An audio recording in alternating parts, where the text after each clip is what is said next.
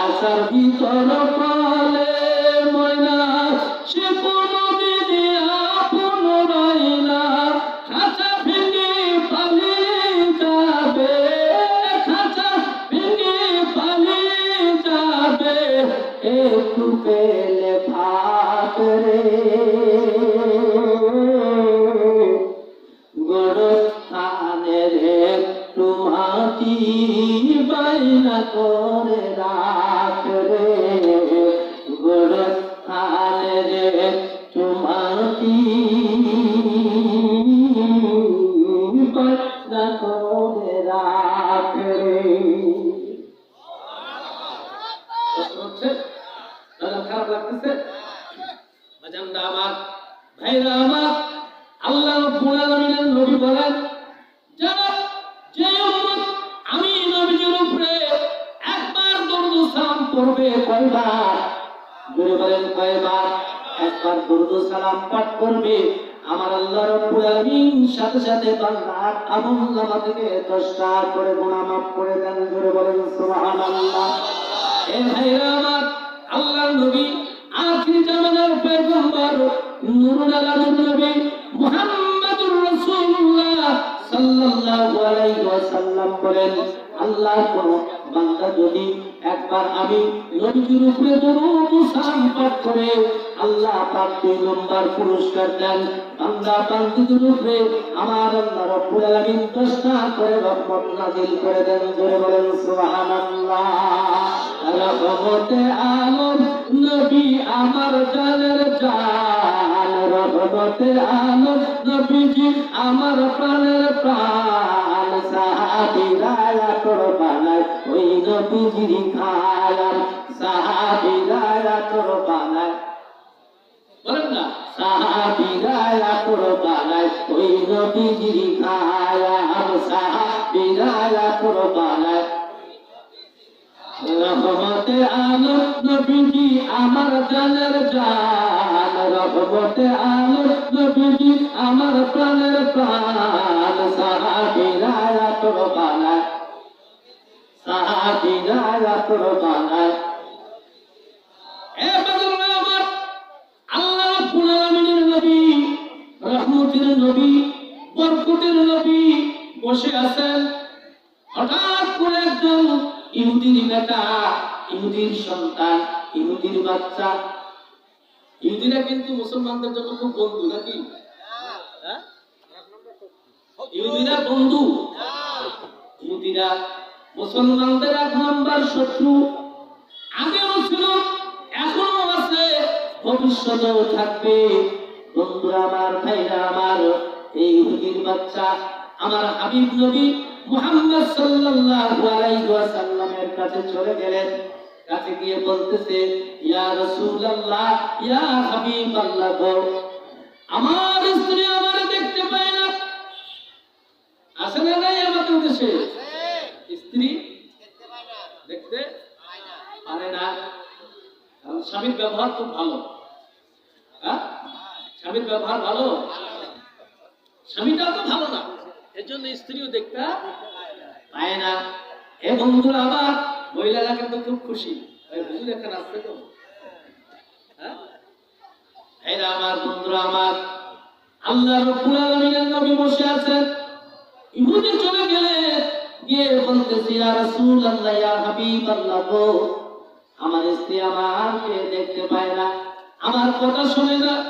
আমি যখন সামনে যাই সে তখন দূরে যায়, আমি যখন দূরে যাই তখন সে সামনে আসে। আসে না নাই? যদি বলেন আসে না নাই? আল্লাহর হাবিব ডাকি বলেন, ইহুদি, কি জন্য তোমার স্ত্রী তোমার কথা শুনতে পারে না? কি হয়েছে তোমার?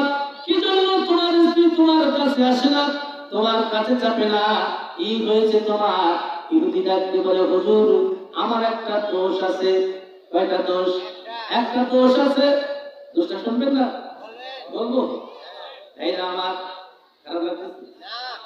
আমার সাথে রাগ করছে? এই বাজানরা আমার, ইহুদি বললেন, হুজুর, আমার একটা দোষ। হুজুর বললেন, কি দোষ? কি তোমার অপরাধ?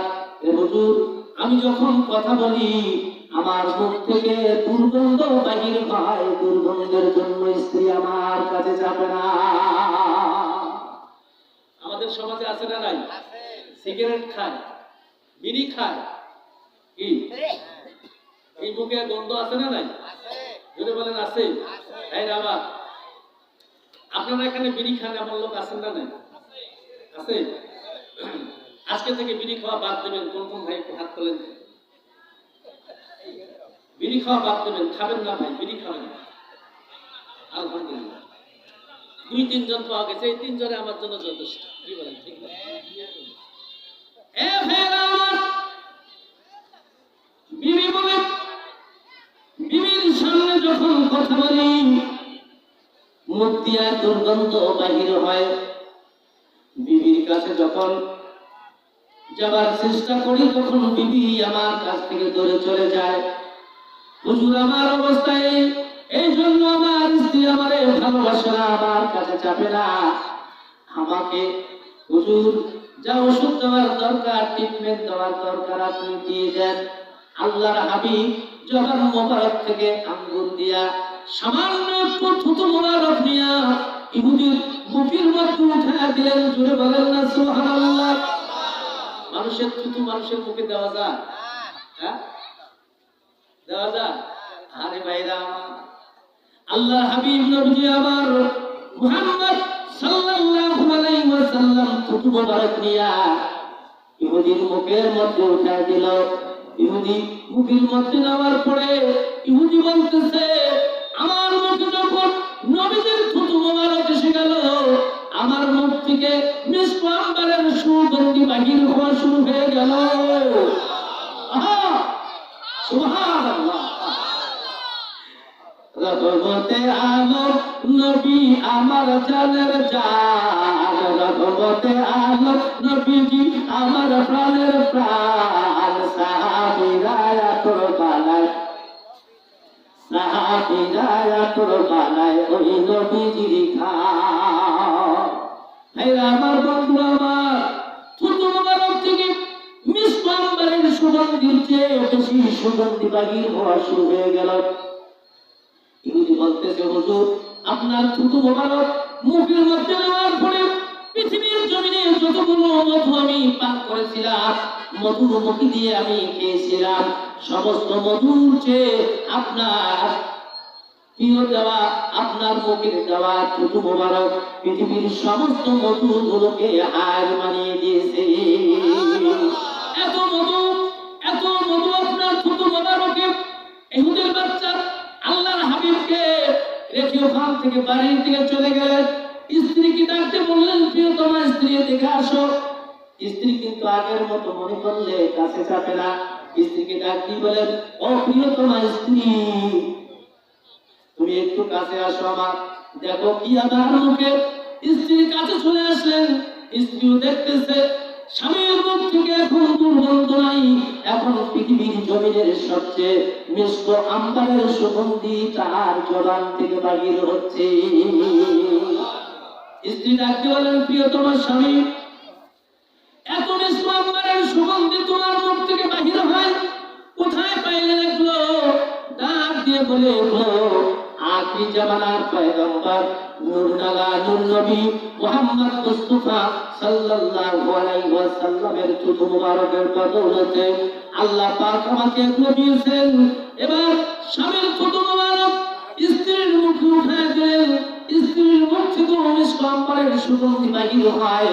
এবার স্ত্রী ডাকতে বলে, আমার প্রিয়তম স্বামী, তুমি জানো না তোমার থুতু মুবারকের মধ্যে এত মিষ্টি পাইলাম যে পৃথিবীর সমস্ত মধুগুলোকে হার মানিয়ে দিয়েছে। কোথায় পাইলেন এগুলা? স্ত্রী ডাকতে বলে, কোথায় পাইলেন? স্বামী বলতেছে, আখিরি জামানার পয়গম্বর নূর নালা নূর নবী মুহাম্মদ সাল্লাল্লাহু আলাইহি ওয়াসাল্লামের থুতু মুবারক আমার মুখে দেওয়ার কারণে অবস্থার সৃষ্টি হয়েছে। এবার স্ত্রী ডাকতে বলে, ও আমার স্বামী, আর দেরি করবেন না, চলেন চলেন চলেন যাই আখিরি জামানার নবী মুহাম্মদ সাল্লাল্লাহু আলাইহি ওয়াসাল্লামের কাছে গিয়া কালেমা পড়ে আমরা সকলে মুসলমান হয়ে যাব।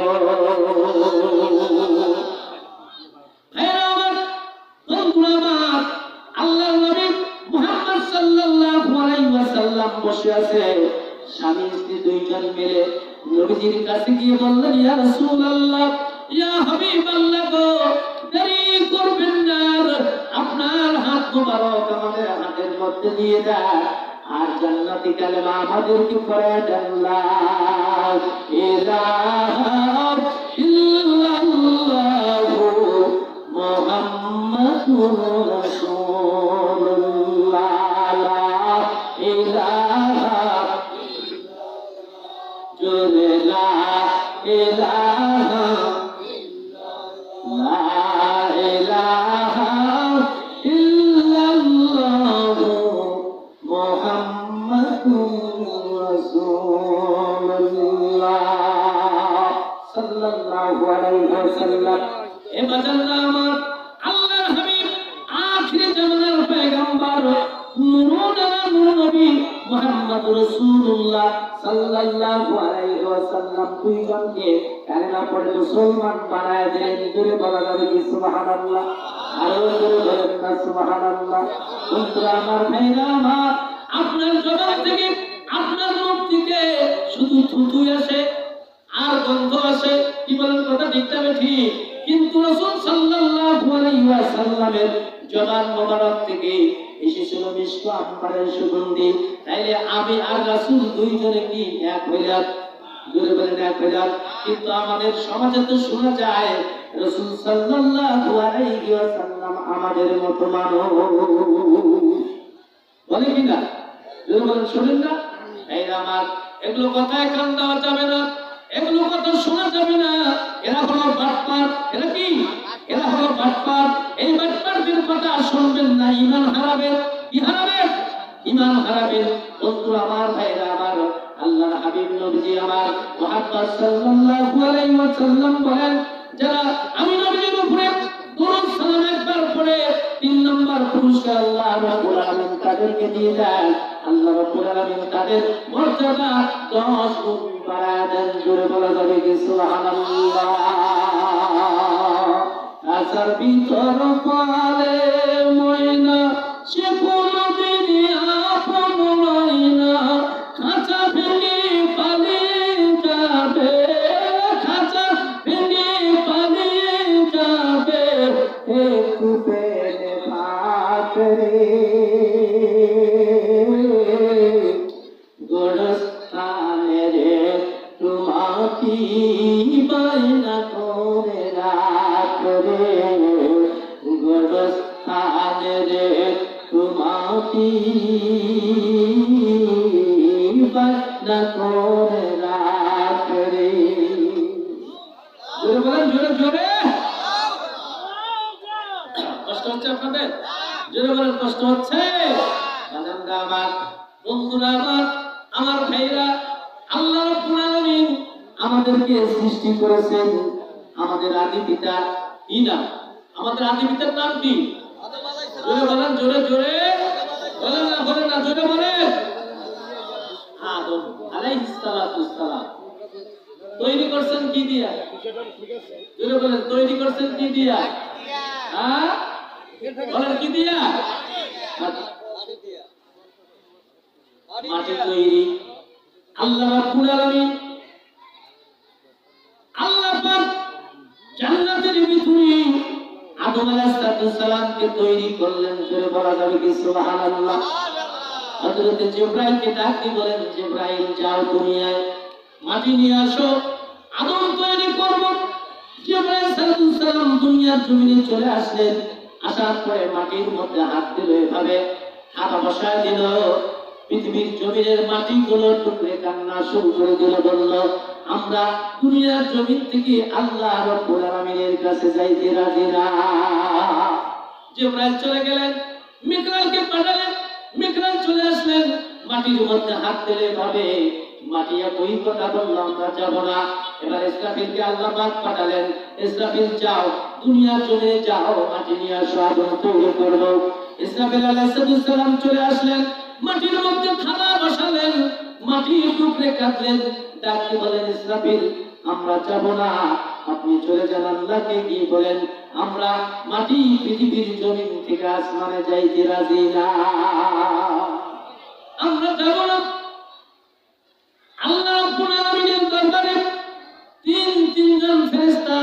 জোরে বলেন কয়জন? তিনজন ফেরেশতা মহাব্যর্থতার গ্লানি নিয়ে আল্লাহর কাছে গিয়ে বললেন, আল্লাহ আমরা তিনজনে ব্যর্থ হয়ে গেলাম, পৃথিবীর জমিনের মাটিগুলো আকাশে আসতে চায় না। আল্লাহ রাব্বুল আলামিন এবার মালাকুল মউত, যাকে আমরা আজরাইল বলেছি, কি বলে কি মরণেরই কথা কেন, মরণেরই কথা কেন স্মরণ করলা, আজরাইলা শিলে তারো কইব চলবে না, আজরাইলা শিলে তারো কইব চলবে না। চলবে? কইব চলবে? সে তো নামে আজরাইল, হুকুম পেলে এক সেকেন্ডে সামনে যাবি, কোনদিনও তার তিনি বাধা মানে না, আজরাইলা শিলে তারো কইব, জোরে জোরে, আজরাইলা শিলে তারো ছিল বাদশা সুলাইমান, হাওয়াতে উড়িয়া যাইত তাহার সিংহাসন। আল্লাহু আকবার। এখানে আপনারা কতজন লোক আছেন? কয়জন অনুমান করেন তো, কতজন আছে? 500 হবে না? নাই ধরলেও 500। এই এত বড় একটা সামিয়ানা 500 জন লোক বসে আছেন, কিন্তু হযরতে সুলাইমান আলাইহিস সালামের সিংহাসন যেটা ছিল 12,000 লোক একেবারে উঠতে পারত। সুবহানাল্লাহ। জোরে বলেন না সুবহানাল্লাহ। কত হাজার? কত হাজার?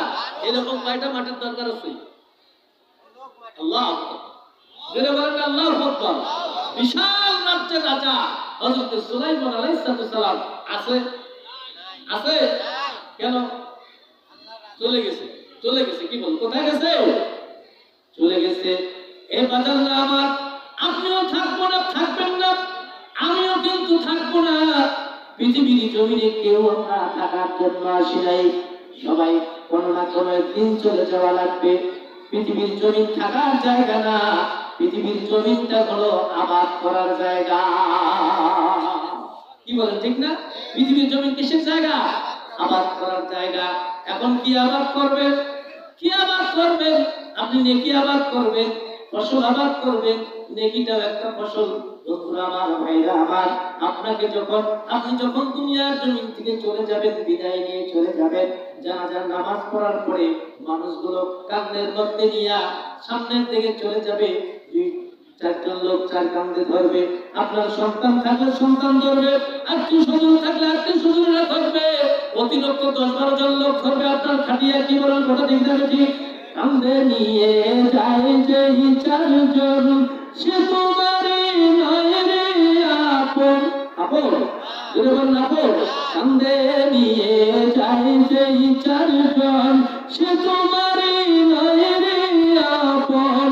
একলা পেলে খাবে তোরে, একলা পেলে খাবে তোরে, 300 কোনার কাপড়ে গোরস্থানের তোমাকি বাইনা করে রাখরে, গোরস্থানের তোমাকি বাইনা করে রাখরে।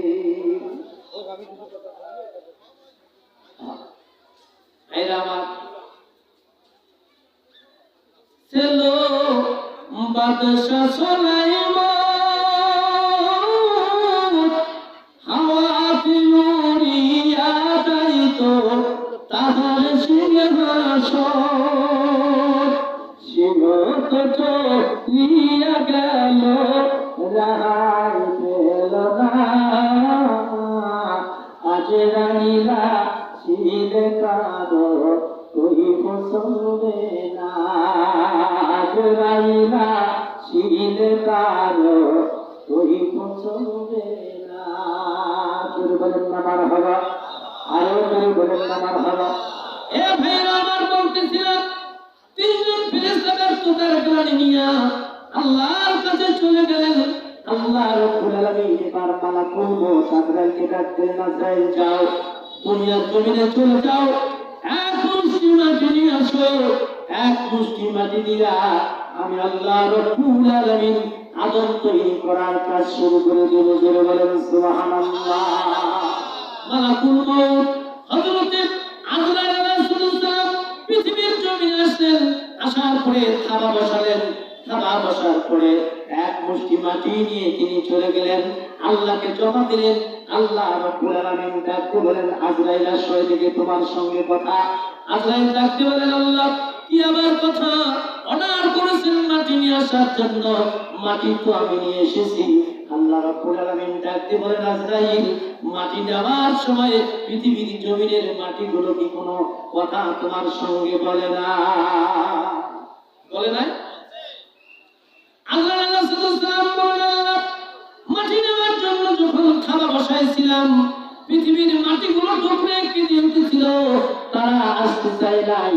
কিন্তু আপনি তো আমার অর্ডার করেছেন, আপনার হুকুম তো আমি তালিম না করে পারি না।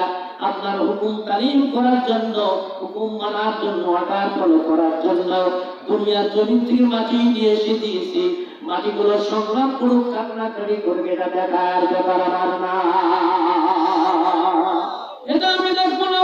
আল্লাহ রাব্বুল আলামিন ডাকতে বলে, ওরে আজরাইল, পৃথিবীর জমিন থেকে মাটি নিয়ে এসেছো, আগুন তৈরি করবো আমি, আর মানুষগুলোর জীবন দেওয়ার দায়িত্ব আমি আল্লাহ তোমার হাতে অর্পণ করে দিলাম।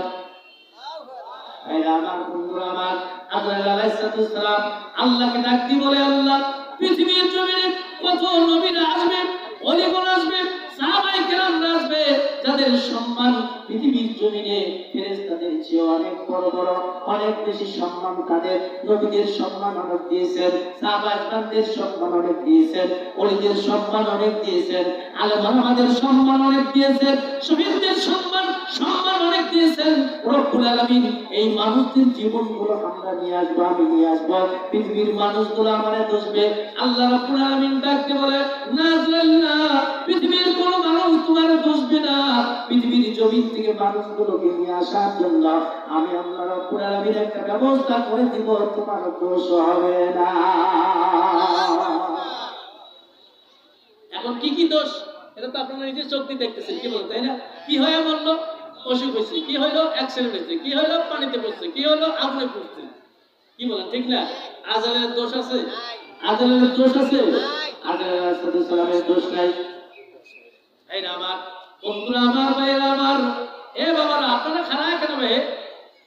এই যে প্যান্টের পকেটে থাপ দিয়ে খাড়ায় থাকেন না বাবা, বসে যাও বাবা, বসো।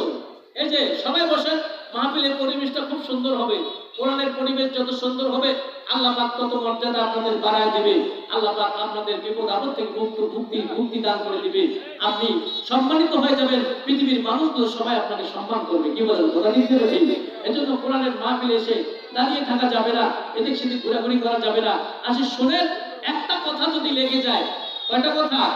একটা কথা যদি লাগে, একটা কথা যদি হৃদয়ে গেঁথে যায়, এই কথা হয়ে যাবে আল্লাহর জান্নাতে যাওয়ার জন্য ওসিলা। কি বলেন, কথা ঠিক না বেঠিক? তাই আমার বন্ধুরা, আমার আজরাইল আলাইহিস সালাম মাটি নিয়ে গিয়ে আল্লাহ রাব্বুল আলামিন দিলেন। তাফসীরের কিতাবের মধ্যে এসেছে, আজরাইল আলাইহিস সালামের এক মুষ্টি মাটির ওজন হলো 80 মণ। জোরে বলেন না সুবহানাল্লাহ। কত মণ? কত মণ? এক মুষ্টি মাটির ওজন হলো 80 মণ। কোন মুফাসসিরে কেরামরা বলেন, আজরাইলের এক মুষ্টি মাটির পরিমাণ হলো 80 টন। নারায়ে তাকবীর।